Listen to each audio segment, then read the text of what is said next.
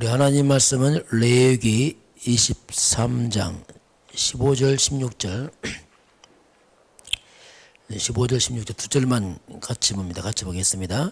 안식일 이튿날 곧 너희가 유제로 곡식단을 가져온 날부터 세어서 일곱 안식일의 수요를 채우고 일곱 안식일 이틀까지 합하여 50일 계수하여 새 소재를 여호와께 드리되. 아멘. 일곱 안식일 7절절 이튿날까지 50일째 오순절. 오늘 오순절에 관한 얘기입니다.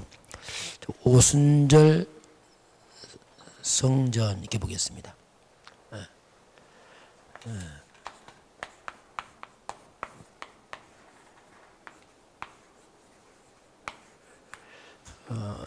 이번 주 이제 사도 바울이 돌아오는 장면을 봤습니다. 바울이 핍박자가 영적인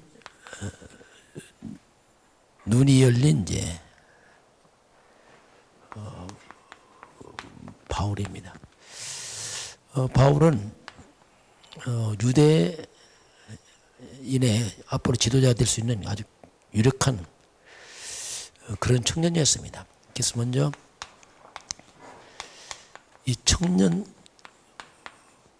바울을 보게 되면 그 배경이 그 당시에 최고의 배경을 갖고 있는 사람이었죠. 그래서 먼저 최고의 학벌이죠. 지금 말하면 가말리엘 문화생으로서 최고의 학자 랍비 그 교수 밑에서 공부를 합니다. 이 바울은 어마어마한 지식을 갖고 있는 사람이죠. 그리고 그 가문이 로마 시민권자입니다.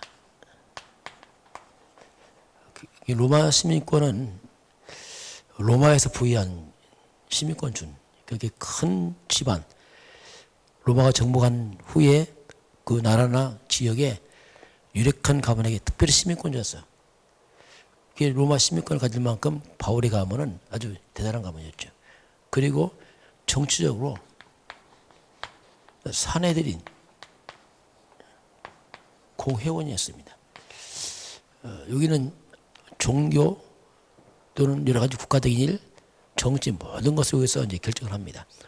국회 이상의 어떤 그런 여기에 낄 만큼 청년은 대단한 바울은 힘 있는 사람이죠. 그리고 율법적으로도 정말 흠이 없을 만큼 그 삶도 아주 바른 사람이었어요. 어디 흠잡을 데 없을 만큼 그 사람들부터 온전한 사람이었어요. 바울은 이걸 가지고 자신은 구원을 생각합니다. 율법적, 특별히 바리새인 중에 바리새인이기 때문에 율법을 지킴으로 구원을 생각했어요. 그게 대단한 사람이죠. 이런 바울이 볼 때 예수는 너무 하찮은 사람이에요. 예수님은 목수의 아들이지. 저 나사렛 시골 사람이지. 근데 그 예수가 메시아라고 하니까 막 기가 찬 거예요. 맞지도 않고. 이렇게 이제 청년 바울이 이제 복음을 모르니까 다 갖췄는데 그리스도를 모르게 되니까 교회를 핍박자가 돼갖고 그가 이제 살다가 다른 지역으로 예수 믿는 사람을 잡아서 이제 감옥에 가두려고. 왜냐하면 예수 믿는 사람이 이단이다 했던. 이단 없애는 것이 하나님 뜻이다. 그 바울은 하나님을 사랑하는 사람이었어요. 하나님 향한 열심히 특심이었어요. 그러다 보니까 잘못된 건 잡아야 된다 해갖고 바울이 이제 타 지역으로 이제 예수 믿어서 잡으러 가다가 거기서 이제 변화가 됐죠. 자, 그러면 이 바울의 변화입니다. 그것이 이제 사도행전 이제 9장에서 바울이 이제 거기서 완전 뒤집어지죠. 이 바울을 누구도 손을 못 댑니다. 왜냐하면 너무 완벽한 사람이니까 말도 끊을 수가 없어요. 예수님이 직접 다메섹 도상에 가다가 하늘의 빛이 비치면서 바울이 예수를 만나게 됩니다. 이때 바울이 예수가 바로 자기가 내린 메시아를 깨닫고 나서 너무 충격을 받았어요. 충격 정도가 아니고 그냥 뒤집어진 거죠. 왜? 너무 큰 충격받아서 바울이 여기서 이제 바로 내가 이 예수가 이분이 그리스도 메시아라니 너무 충격을 받아 거기서 이제 꼬꾸라져 버립니다. 바울이 평생 동안 이제 복음 전할 때 고백이 뭐냐면 나는 죄인 중에 괴수다. 이것만 생각하면 너무 한이 맺힌 거예요. 내가 죄인 중에 괴수다. 그 유대인과 헬라인 내가 너무 빚을 많이 졌다. 왜? 사람을 많이 잡아다 오게 가두고 죽였거든요. 스테반 죽일 때 앞장섰거든요. 그래서 빚진 마음으로 평생 복음 전한 거예요. 왜? 이런 큰 사건을 바울이 체험하면서 이제 바울이 때 고백을 합니다. 그 빌립보서 3장 8절입니다. 내가 알았던 그 모든 것은 배설물이다. 자기의 이 엄청난 배경은 다 찌꺼기다, 배설물이다. 왜냐하면 이것이 절대로 자신을 구원하지 못했거든요. 나 그리스도에는 자랑하지 않겠다. 그리스도 하는 게 가장 고상하다. 이제 이때부터 바울이 오직 대소죠. 오직 그리스도에는 자랑하지 않겠다. 아주 결심했어요. 갈라디아서 6장 14절 보면 내 그리스도와 십자가 외에는 자랑하지 않겠다. 결심을 합니다. 왜냐하면 이게 구원 아니거든요. 인간의 그 화려한 것에 절대 인간 구원 못합니다. 이게 철저히 깨달은 거죠. 그 십자가 죽은 그 예수가 메시아를 알고 나서 완전히 바울이 그렇게 변하죠. 그러면서 고린도전서 1장 29절 31절 보면 누구도 자기 육체를 자랑할 수 없다. 왜? 육체로 말하면 바울처럼 자랑할 게 많아 없어요. 자랑하기 원하느냐? 주 안에 자랑이라. 주님만을 자랑해야지 주 밖에 자랑은 다 이게 쓸데없는 거다. 그게 바울이 자랑 하나 했어요. 고린도 후서 12장 5절부터 10절까지 보게 되면은 자기의 약함을 자랑합니다. 자기 약함, 연약함을 자랑해. 자기 병 있는 거 자랑하고. 왜냐하면 진짜 강함은 이게 강한 게 아니다. 이 화려한 병이 강한 게 아니고 진짜 강함은 그리스도의 능력이 임할 때 강한 거다. 그래서 약할 때 그리스도의 능력이 임했다. 왜냐하면 부족하니까 주님 바라보다가 그리스도가 임해버린 거예요. 완전 그리스도가 각인돼 버린 거죠. 약할 때 강하다 이 말이 뭐냐면 약함이 그리스도로 강해지는 거지 절대로 자기 강함이 강하면 안 된다. 이걸 바울이 이제 철저히 깨닫겠죠. 평생 이제 바울이 이제 복음을 위해서 달려가게 됩니다. 자, 그래서 오늘 우리도 우리 연약함은 아무 문제 되지 않습니다. 내가 하나님이 할 때 내가 연약하다. 인간은 하나님은 우리 능력을 쓰지 않습니다. 우리 학벌을 쓰지 않아요. 이거 필요하지만은 도구 되는 거지 그 자체는 쓰임 받지 않아요. 하나님은 하나님의 능력을 쓰기 원하시지 그리스도 능력을 쓰기 원하시지 우리 자신에게 인간의 능력이 하나님이 필요 없어요. 내가 하나님의 도움 주지 못합니다. 방해되지. 다만 복음의 능력으로 쓰임 받는 거지. 이제 이게 바울이 이 부분을 이제 철저히 깨닫게 됩니다. 그래서 오늘 우리도 오직입니다. 오직 그리스도의 능력이 임할 때 하나님이 쓰기 시작합니다. 그전에 쓸 수가 없어요. 바울처럼 똑똑한 것이 도리어 방해되고 자기 자랑하고 그래서 될 수가 없어요. 요게 이제 바울 인생의 큰 전환점이었습니다. 자, 그럼 오늘 오순절 성전이 나왔습니다. 이스라엘 백성 지금 광야길을 갑니다. 이제 출애굽하고 나서 광야길 가요. 이 광야는 말 그대로 편한 길 아닙니다. 성도가 예수 믿고 구원받고 나서 광야 같은 세상을 살아갑니다. 비슷한 일이죠. 그냥 많은 갈등이 있죠, 이 속에서. 집에 대한 갈등도 있고요. 때로는 교회와도 교회에도 갈등도 있고. 그리고 우리가 사는 세상에서도 많은 갈등이 있습니다. 세상에 끝없는 비방과 원망, 경쟁, 있거든요, 이게. 그리고 이 돈에 대한 갈등. 사람들은 돈밖에 몰라요. 이 부분에 대해서. 자리 다툼하고, 누가 더 높은 데 있냐, 막, 난리는 막, 엉뚱한 갈등 들어. 그러면서 살아가면서 오는 사건, 사고, 이런 많은 갈등이 살면서 이 땅에. 이게 광야길입니다. 그럼 이 속에서 있는 나야, 나. 그러니, 눈에 안 보이는 많은 갈등과 이게 있어요. 이 섞여 살아가니까, 우리가 구원받고 나서, 출애굽하고 나서 이 광야길 같은 세상 살아가는 우리들에게 뭐가 필요하냐, 이게. 그 답이 뭐냐면, 그게 성령 충만입니다. 하나님의 능력이 필요하단 말이죠, 우리에게. 다른 걸로 이걸 메꿀 수가 없어요. 이 갈등과 문제, 이것을 이길 수 없어요. 예수님께서도 오직 성령, 이 말씀 하시죠. 그래서 이제 이게 구원의 여정인데요. 자, 오순절은, 자, 유월절,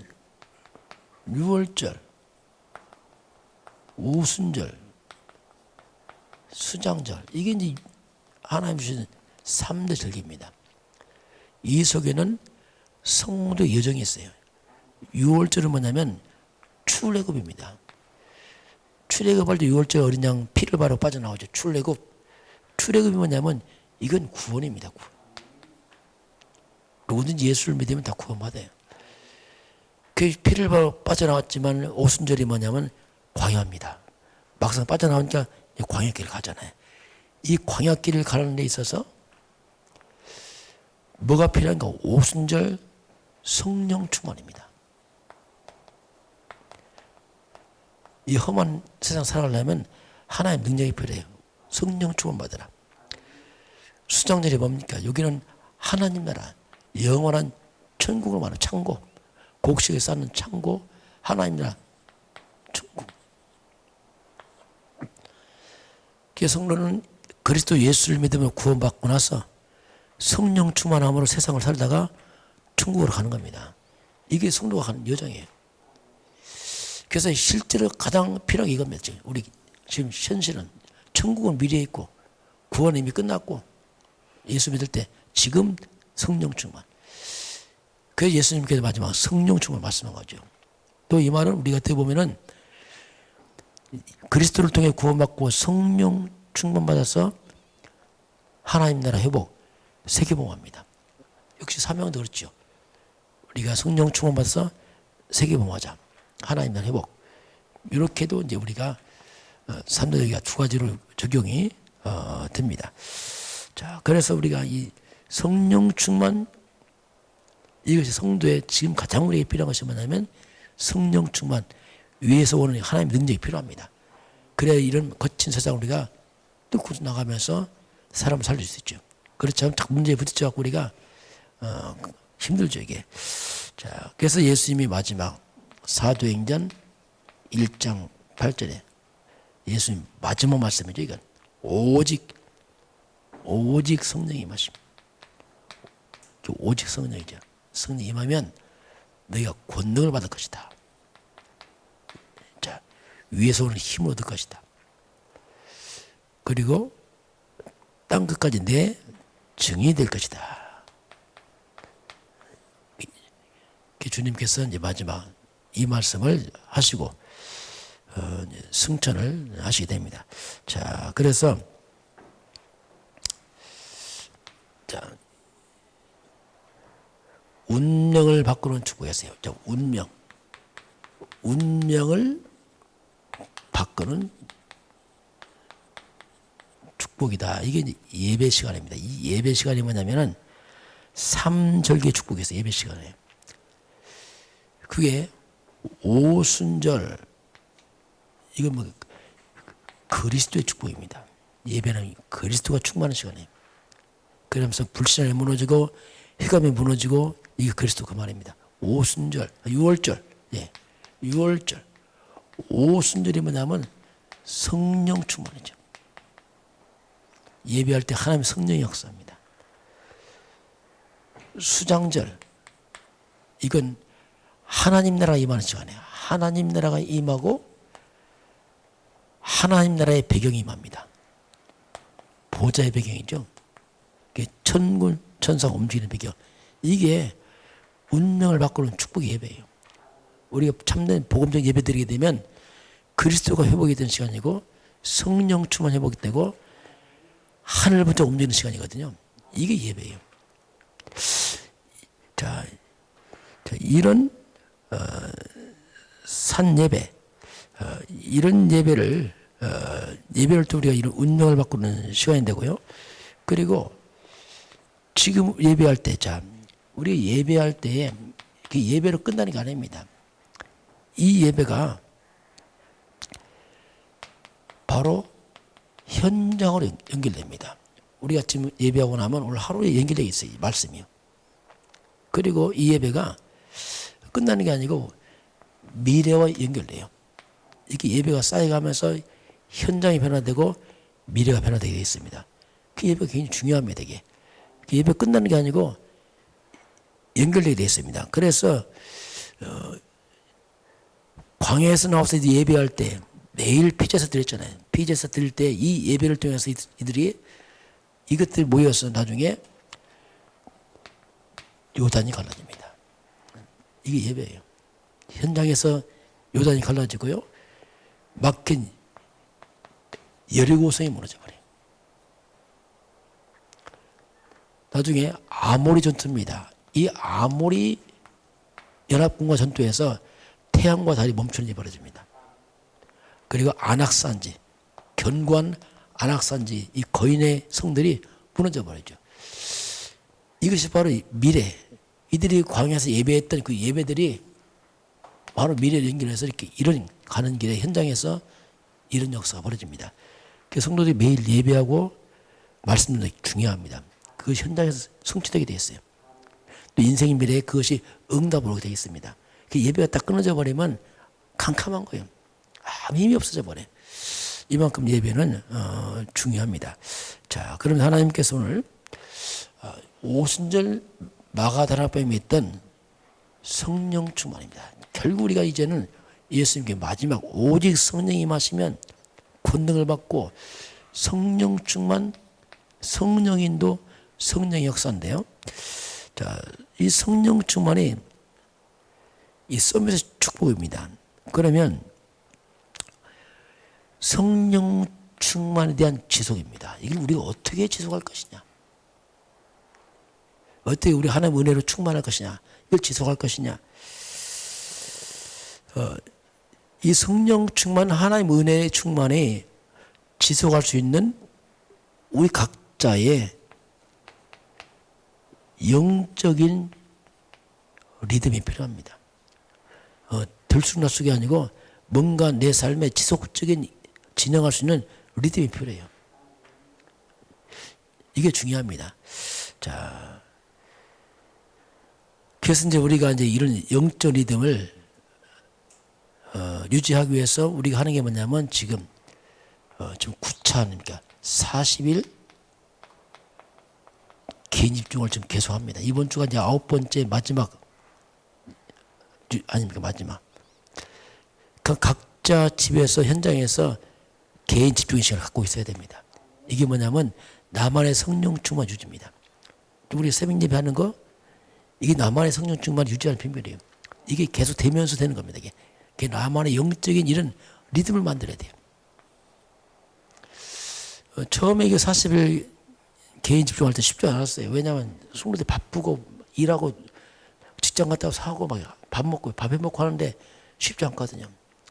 또 녹취록 하지 뭐 이거 하지. 왜냐면 처음에 리듬이 없어갖고 이게 힘들어요. 막. 그래서 지금은 리듬이 돼갖고 너무 자연스러워요. 이게 다 하고 있어요. 직장 가기 전에 하면서 지금 새벽에 하는 분들이 많이 있어요 지금. 왜냐하면 옛날에 피곤하니까 잠만 자는데 지금 리듬을 바꿔놓으니까 이게 가능한 거예요. 이처럼 우리가 이런 것들이 삶으로 데려와야 돼요. 영적인 것이 삶으로 삶의 리듬이 되어야 됩니다. 그 영적인 것이 삶으로 내려와야 돼요. 육적으로 발달하다 보니까 먹고 마시는 건 잘하는데 영적인 건 잘 안 돼. 뭐 TV 하는 잘해. 그런데 이 기도 말씀 잘 안 돼. 근데 TV 같은 좀 끊고 멀리하고 이걸 바꿔놓으니까 너무 자연스러운 거지. 이게 체질돼 버렸어요. 그래서 이런 40일 개인 집중이 뭐냐면 이게 바로 우리가 서밋타임입니다. 영적 서밋타임을 계속 가지다 보니까 바뀌어요. 생각도 바뀌고 삶도 바뀌고 가정도 바뀌고 다 바뀌는 거예요. 이게. 이런 리듬만 만들어 놓으면은 그 리듬 만들어서 이거 우리가 나만의 지속한다면 이건 굉장한 겁니다. 이것이 바로 현장으로 미래로 다 연결되게 되어 있어요. 오늘 저와 여러분이 오순절 성령의 역사 충만함이 여러분 개인의 지속적인 그 축복을 누리길 주의는 축원합니다. 그래서 우리 현장에서 항상 이길 수 있는 힘을 길리는 전도자로 다 세워지기를 축복합니다. 기도하겠습니다. 하나님 감사합니다. 우리 모든 성도들이 있는 그 자리에서 집에서 또 직장에서 각자 개인 집중을 하고 있습니다. 하나님 우리가 이런 영적 리듬을 갖춰서 현장을 변화시키고 미래를 뒤바뀌는 응답을 역사하시고 함께하여 주옵소서. 지금은 우리 주 예수 그리스도의 은혜와 하나님 아버지의 그 놀라우신 사랑하심과 성령의 충만한 역사가 오늘 주 앞에 경배하는 모든 백성들 머리 위에 저들 가정과 또 이 나라의 민족과 저 풍력 땅과 237 나라와 5천 종족 위에 지금부터 영원까지 함께 있을지어다. 아멘.